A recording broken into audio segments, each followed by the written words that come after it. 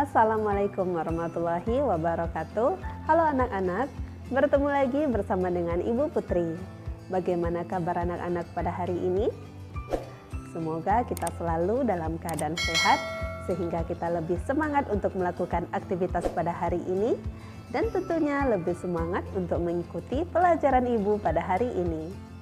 Sebelum kita memulai pelajaran kita pada hari ini, mari bersama-sama kita berdoa menurut agama dan kepercayaan kita masing-masing. Berdoa dimulai.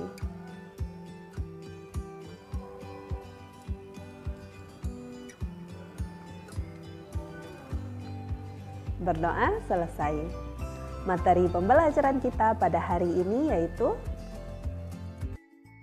Kelas 6, Tema 3, Subtema 1, Pembelajaran 4, Thomas Alva Edison, sang penemu bola lampu pijar.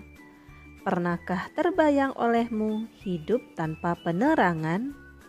Setelah matahari terbenam, tentu akan sulit melakukan kegiatan di luar rumah karena lingkungan yang gelap gulita.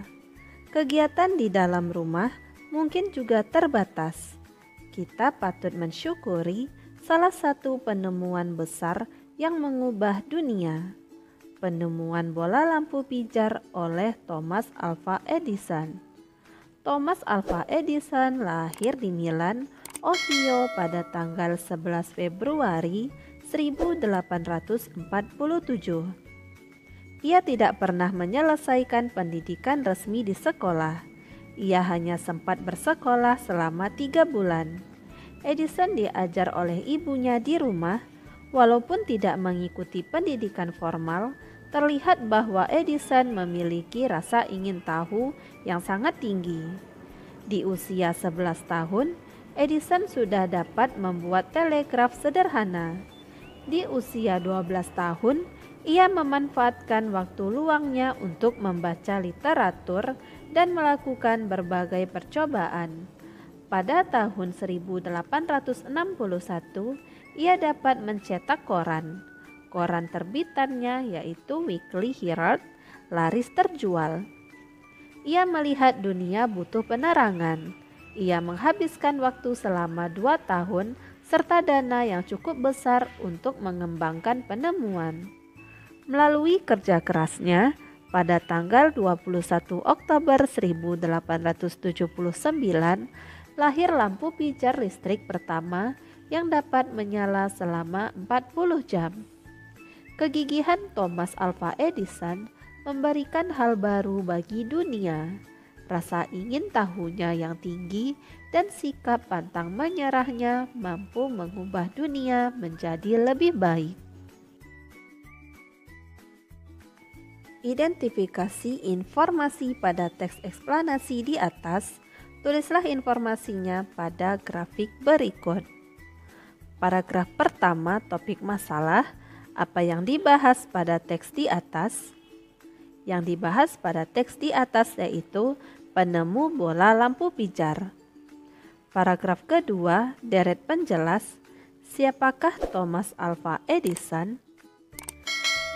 Thomas Alva Edison yaitu seorang penemu kelahiran Milan, Ohio pada tanggal 11 Februari 1847. Paragraf ketiga, deret penjelas, bagaimana Thomas Alva Edison menemukan bola lampu pijar. Thomas menghabiskan waktu selama 2 tahun serta dana yang cukup besar untuk mengembangkan penemuan. Melalui kerja kerasnya, pada tanggal 21 Oktober 1879, lahir lampu pijar listrik pertama yang dapat menyala selama 40 jam. Paragraf keempat, kesimpulan dan pesan atau pendapat pribadi penulis. Apa yang dapat kamu simpulkan tentang sikap Thomas Alva Edison? Yaitu sikap gigih dan pantang menyerah membuatnya menjadi orang yang telah mengubah dunia menjadi lebih baik. Ayo mencoba pada halaman 34. Perhatikan gambar lampu pijar berikut. 1. Bagian mana dari lampu pijar tersebut yang berbentuk lingkaran? Yaitu bagian bola kaca. 2. Mengapa bagian tersebut berbentuk lingkaran? Karena agar dapat menyebarkan cahaya. 3. Apa yang terjadi jika penampang lampu tidak berbentuk lingkaran? Cahaya tidak akan bisa menyebar secara rata. Pada halaman 35, kita akan bereksplorasi untuk menjawab rasa ingin tahumu. 1. Gambarlah lingkaran dengan menggunakan jangka.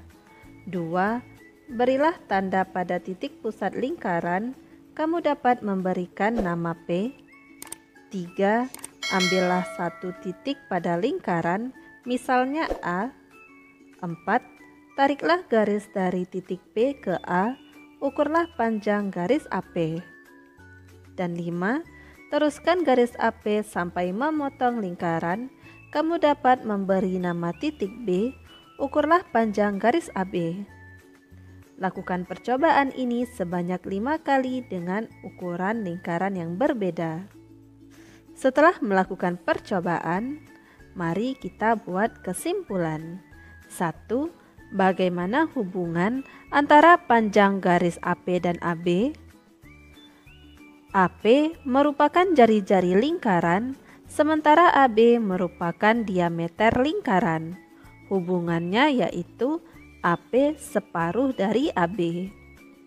2. Jika panjang AP disebut jari-jari lingkaran atau dilambangkan dengan R dan AB adalah diameter lingkaran dilambangkan dengan D, bagaimana hubungan antara R dan D? R sama dengan 1/2D dan D sama dengan 2 kali R. Ayo berlatih pada halaman 37. 1. Sebuah lingkaran mempunyai jari-jari 8 cm. Hitunglah berapa panjang diameternya. Jari-jari dikali 2 sama dengan diameter. 8 dikali 2 sama dengan 16 cm. Jadi panjang diameternya adalah 16 cm. 2. Sebuah lingkaran mempunyai panjang diameter 10 cm, hitunglah panjang jari-jarinya. Diameter per 2 sama dengan jari-jari, 10 dibagi 2 sama dengan 5 cm.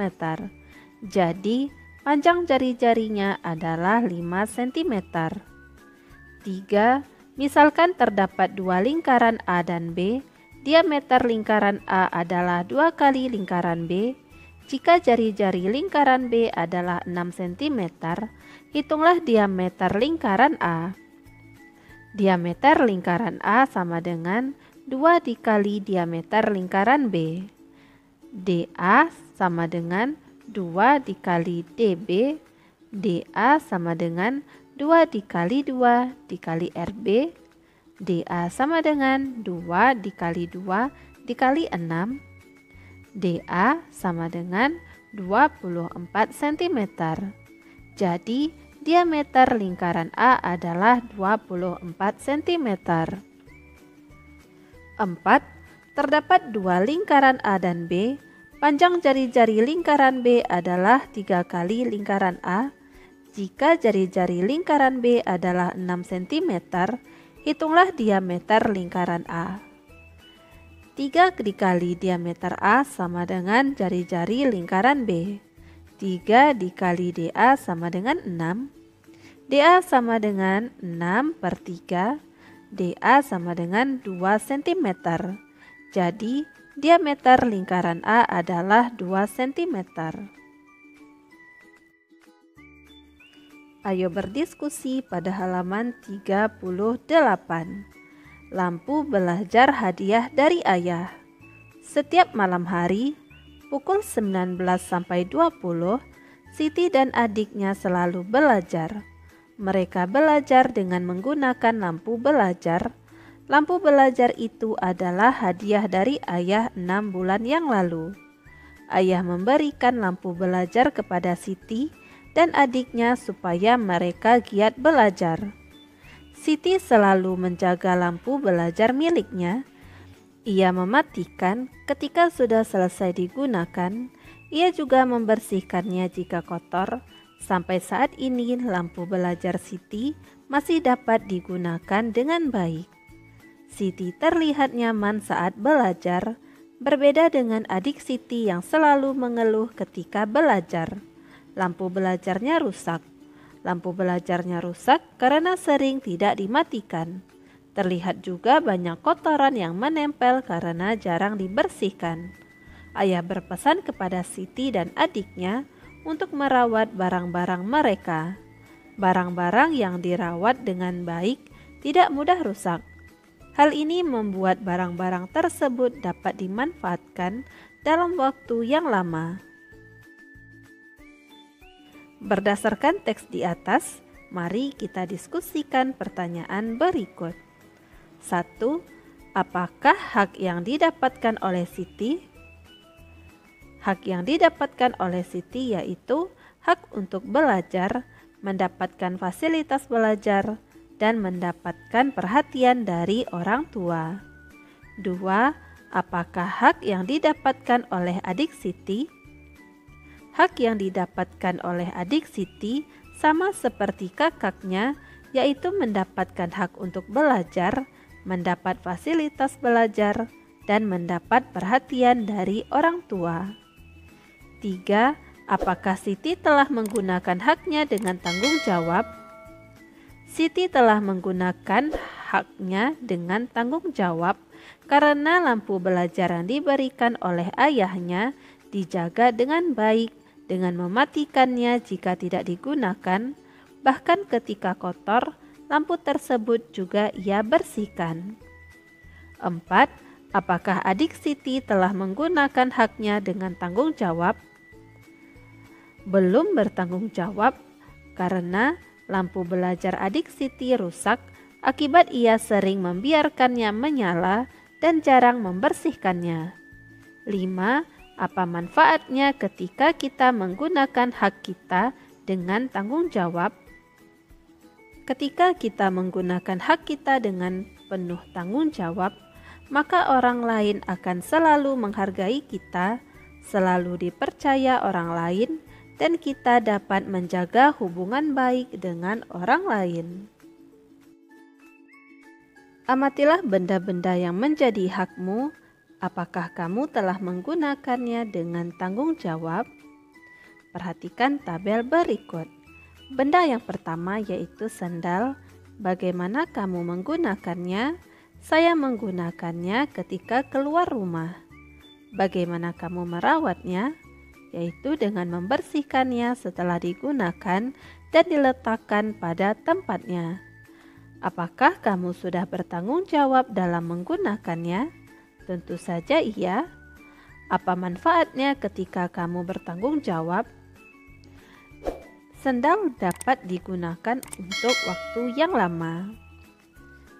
Perhatikan tabel berikut. Kamu dapat mengisi tabel berikut sesuai dengan hakmu dan tanggung jawabmu.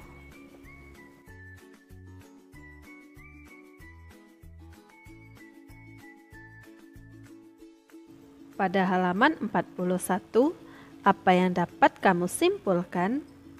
1. Apakah kamu sudah menggunakan barang-barangmu dengan bertanggung jawab? Ya, saya sudah menggunakan barang-barang tersebut dengan tanggung jawab. 2. Apa manfaat ketika kamu bertanggung jawab terhadap barang-barang yang menjadi hakmu? Barang-barang tersebut dapat saya manfaatkan dalam waktu yang lama.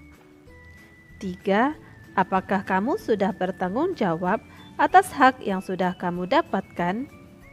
Ya, saya sudah bertanggung jawab atas hak yang sudah saya dapatkan dengan cara menjaga dan merawatnya dengan baik.